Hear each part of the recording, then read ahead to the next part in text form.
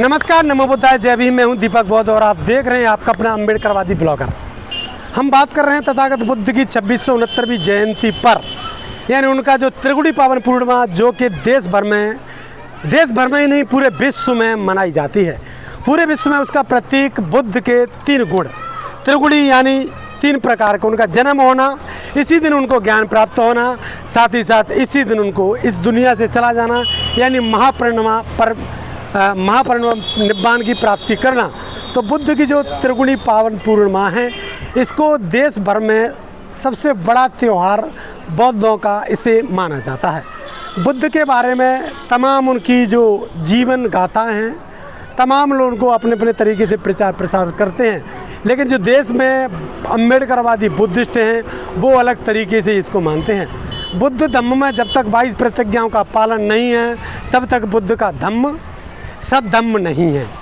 बुद्ध के धम्म में बाबा साहब डॉक्टर अम्बेडकर की जो 22 प्रतिज्ञा हैं वो सील के समान हैं। यानी जिस प्रकार से जो दवाई की एक सिरप आती है, उसका जो ढक्कन लगा रहता है, उस पर सील लगी रहती है, तब तक ही वो पक्की सील लगी हुई है, तब तक ही उसमें मिलावट नहीं है। इसी प्रकार बुद्ध का धम्म है। बुद्ध के धम्म में जब तक 22 प्रतिज्ञाओं का पालन नहीं है, तब तक बुद्ध का धम्म भी अम्बेडकरवादी धम्म नहीं है।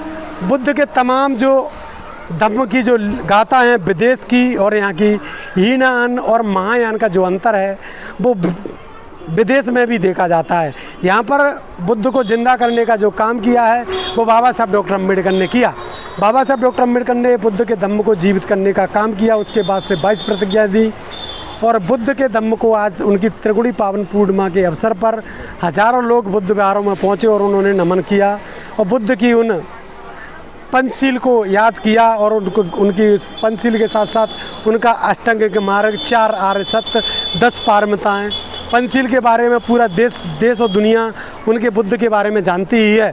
बुद्ध की जो पहला सील है उसमें कहा गया है पाणातिपाता वेरमणि सिक्खा पदम समादयामि, यानी मैं किसी प्रकार की किसी भी प्राणी की हत्या नहीं करूँगा।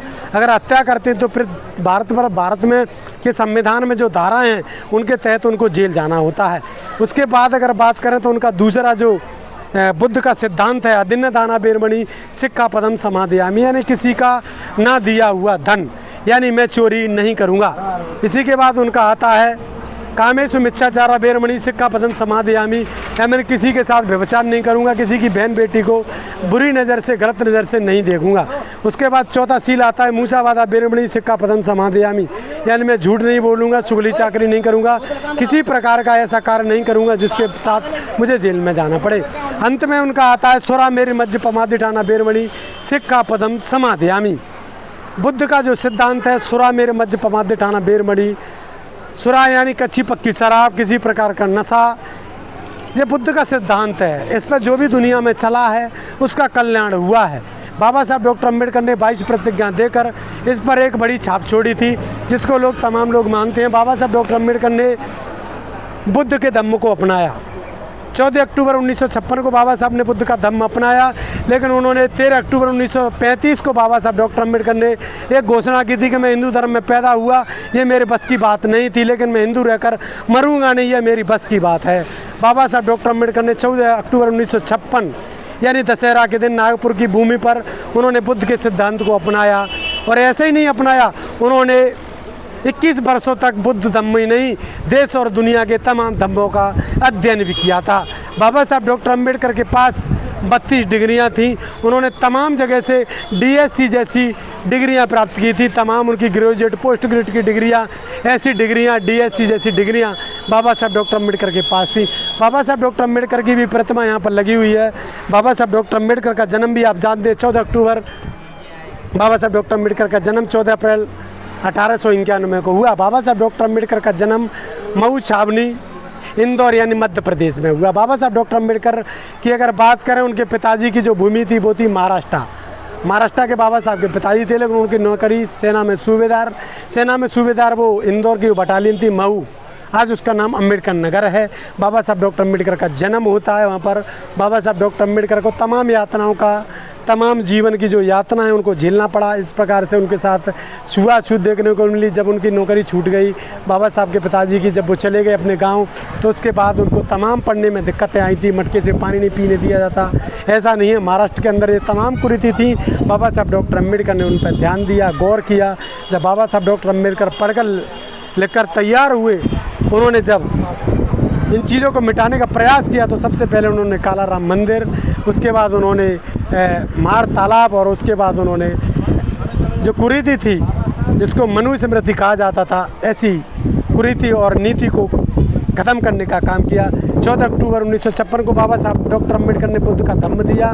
उसके धम्म के माध्यम से आज तमाम बौद्ध को मानने वाले लोग यहाँ पर पहुँचते हैं, और हज़ारों नहीं करोड़ों लोग दुनिया में, देश भर में पहुँचते हैं। आज बुद्ध गया में भी एक बड़ा कार्यक्रम था जिसको देखने के लिए पूरे देश और दुनिया के लोग पहुँचे, जिन्होंने बुद्ध को दीक्षा भी ली, बुद्ध की धम्म दीक्षा। 14 अक्टूबर 1956 के बाद लगातार दीक्षाएँ देश भर में चल रही हैं। उसके बाद से बुद्ध के सिद्धांत को देश और दुनिया में माना जा रहा है। बुद्धम शरणम गच्छामि, धम्मम शरणम गच्छामि, संघम शरणम गच्छामि। बुद्ध के इस पथ पर लोग जाते हैं तो सबसे पहले उनके त्रिशण और पंचशील को अपनाते हैं, उसके बाद बाबा साहब डॉक्टर अम्बेडकर की 22 प्रतिज्ञाओं को। इस देश में अगर धम्म को जिंदा करने का काम किया तो परम पूज्य बोधिसत्व बाबा साहब डॉक्टर अम्बेडकर का एक बड़ा योगदान इस देश में माना जाता है। तमाम खबरों के लिए, तमाम ऐसी ही कहानी इंटरव्यूज के लिए हमारे साथ संपर्क में बने रहिए। हमारे चैनल पे बादल एक्सप्रेस पर भी आप जुड़ सकते हैं। आप देख रहे हैं इस खबर को अम्बेडकरवादी ब्लॉगर पर, तो बने रहिए हमारे साथ। नमो बुद्धाय, जय भीम।